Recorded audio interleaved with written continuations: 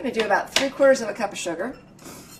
And you want to put the sugar in at the very last minute. If you were to put the sugar and the eggs together first and then heat your milk, the sugar would start breaking down the yolk. It's really important that this come at the very end. So there's 1/4 and a 1/2 cup, making 3/4 of a cup. Let's grab my whisk. Whisk these up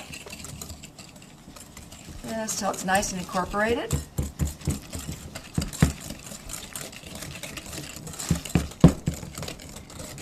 Okay, and here's the most important part. You've got a hot liquid going into an egg yolk. Now what's normally going to happen if we pour it all in? We're going to have scrambled eggs.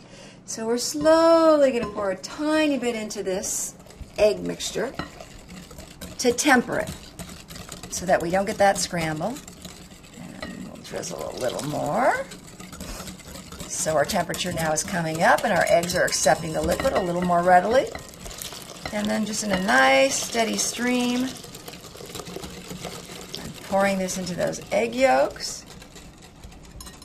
And I want to take my whisk toward the bottom of this pan. And if you come in real close, you can see I've got all these little seeds in the bottom of my pan.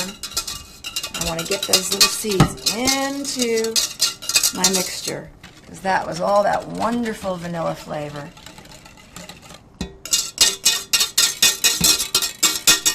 There we go. Beautiful.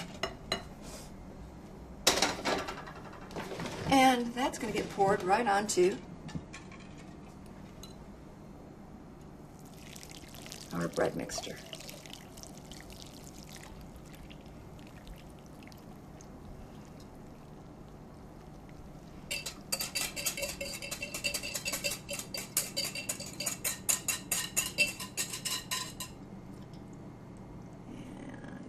We're going to let this set for about 20 minutes. When we come back, it goes into the oven for 20 minutes, and we're done.